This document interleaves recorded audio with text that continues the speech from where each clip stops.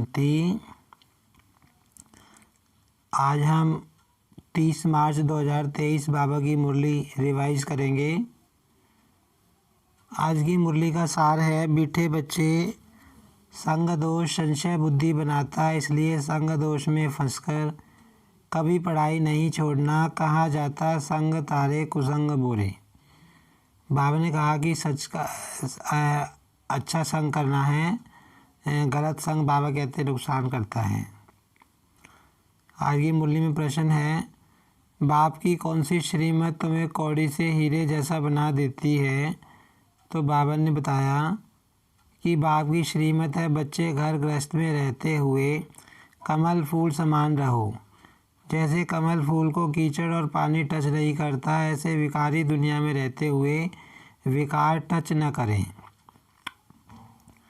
बाबा ने कहा, यह तुम्हारा अंतिम जन्म है, निर्विकारी दुनिया में चलना है, इसलिए पवित्र बनो। इसी एक श्रीमत से तुम कौड़ी से हीरे जैसा बन जाएंगे, स्वर्ग का मालिक बन जाएंगे। बाबा ने कौन सी श्रीमत दी? बाबा ने कहा कि तुम्हें इस दुनिया में रहते हुए कमल फूल समान रहना है, पवित्र बनना है, क्योंकि तुम्हारा ये अंतिम जन्म है। आज की मुरली में गीत है, मुझको सहारा देने वाले ओम शांति।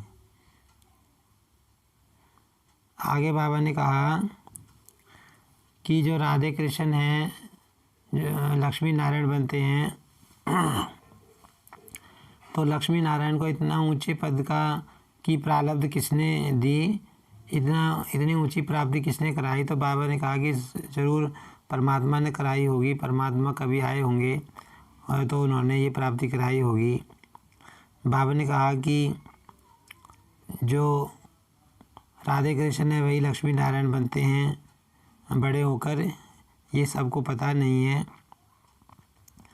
जो लक्ष्मी नारायण होते हैं उनका छोटेपन में राधा और कृष्ण नाम होता है, फिर बड़े होते हैं जब उनका स्वयंवर होता है तो उनका नाम चेंज हो जाता है, लक्ष्मी नारायण हो जाता है। तो बाबा ने कहा ये बात किसी को पता नहीं है भक्ति मार्ग में। आगे बाबा ने बताया कि एक समय था जब यहाँ पे नई दुनिया थी, देवी देवताओं का राज था, और फिर अब पुरानी दुनिया आ गई है, पतित दुनिया हो गई है। तो बाबा कहते अब आगे क्या होगा? बाबा ने कहा अब आगे फिर से स्वर्ग आएगा, हिस्ट्री दोबारा रिपीट होगी और दोबारा से नई दुनिया आएगी, पुरानी दुनिया का विनाश होने वाला है। फिर बाबा ने आगे बताया कि वैसे तो संगम युग कई आते हैं, मतलब एक युग जब जा रहा होता है और दूसरा युग आ रहा होता है तो उसके मध्य के समय को संगम युग बोलते हैं। जैसे बाबा ने कहा कि सतयुग जाने वाला है और त्रेता आने वाला है, तो उसके बीच का भी संगम युग है। लेकिन बाबा ने कहा कि वो संगम युग कल्याणकारी युग नहीं है। वो कल्याणकारी युग क्यों नहीं है? क्योंकि ना तो उस समय परमात्मा आते हैं और दूसरा वहाँ तो सतयुग में आत्मा 16 कला संपूर्ण होती है, तो वो 2 कला कम हो जाती है। त्रेता में 2 कला कम हो जाती हैं, उसकी 14 कला रह जाती हैं, तो आत्मा डिग्रेड होती है। बाबा कहते हैं, बाबा ने कहा कि ये जो अभी समय चल रहा है कलयुग और सतयुग के मध्य का समय, मतलब कलयुग जाने वाला है, सतयुग आने वाला है। तो बाबा ने कहा ये जो समय है ये कल्याणकारी संगम युग है, क्योंकि इस समय परमात्मा आके सब बच्चों का उद्धार करते हैं, सबका कल्याण करते हैं। आगे बाबा ने कहा कि ये दुनिया ऑर्फन्स की दुनिया है, अनाथों की दुनिया है, यहाँ इनका कोई धनी धोनी नहीं है, वरना कोई संभालने वाला नहीं है। बाबा कहते हैं इसलिए ये आपस में लड़ते रहते हैं। कहने का मतलब बाबा ने कहा कि मनुष्य दुनिया वाले अपने बाप को नहीं जानते, परमात्मा को, इसलिए आपस में लड़ते झगड़ते रहते हैं।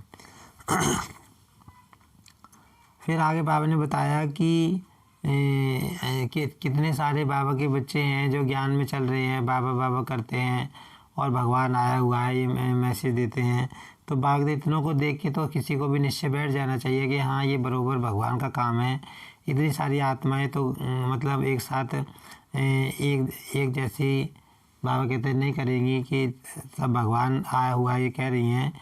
तो बाबा ने कहा कि लेकिन अगर किसी की तकदीर में नहीं है तो उसको पूरा निश्चय नहीं बैठता कि हाँ भगवान आया हुआ है, और वो ज्ञान नहीं उठाती है आत्मा। नहीं तो बाबा ने कहा दूसरों को देख के निश्चय बैठ जाना चाहिए। फिर आगे बाबा ने बताया कि बहुत आत्माएं ऐसी होती हैं जो चलते चलते उनका निश्चय टूट जाता है, संशय बुद्धि हो जाती हैं, तो वे जिस बाप को माता पिता कहा था उनको छोड़कर चली जाती हैं, शिव बाबा को फारकती दे देती हैं। आगे बाबा ने बताया कि ये अंतिम समय है, तुम्हारा अंतिम जन्म है। इस जन्म में तुम्हें जो है पावन बनना है, पवित्र बनना है और नई दुनिया में चलने के लिए तैयार होना है। आज की मुरली में धारणा के लिए सार है, किसी भी तूफान के कारण निश्चय में कमी न आए, इसके लिए संग दोष से अपनी संभाल करनी है, श्रीमत पर पूरा पूरा चलना है। बाबा कहते अपनी संभाल करनी है कि कोई तूफ़ान तो नहीं आता, कोई तूफ़ान हमारा निश्चय हिला ना दे, इस चीज़ की संभाल करनी है और बाबा ने कहा श्रीमत पर पूरा पूरा चलना है। इस अंतिम जन्म में श्रीमत पर संपूर्ण निर्विकारी जरूर बनना है। विकारी दुनिया में रहते हुए विकार टच ना करें, यह संभाल करनी है। बाबा ने कहा किस चीज़ की संभाल करनी है, इस दुनिया में रह रहे हैं लेकिन कमल पुष्प समान रहना है, विकार हमको टच ना करें। बाबा कहते हैं आज की मुरली में वरदान है, अपने हर कर्म द्वारा दिव्यता की अनुभूति कराने वाले दिव्य जीवनधारी भव।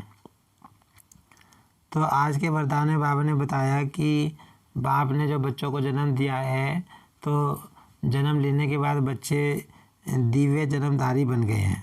माना बाबा कहते हैं उनके संकल्प, बोल और कर्म तीनों दिव्य बन गए हैं, इस तरह बच्चे दिव्य मूर्तियाँ बन गए हैं। और बाबा ने कहा जो दिव्यता है वो संगम योगी ब्राह्मणों का श्रेष्ठ श्रृंगार है।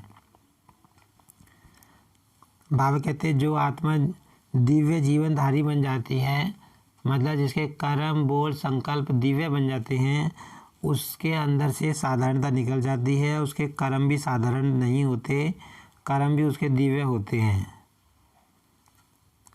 और ना उसके संकल्प साधारण होते हैं। और बाबा कहते हैं ऐसी आत्मा धन को भी साधारण रीति से प्रयोग में नहीं लाती है।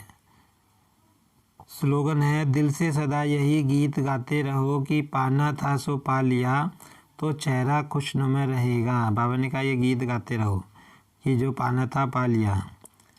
आज की मुरली से हम स्वमान लेंगे, मैं दिव्य जन्मधारी आत्मा हूँ। ओम शांति।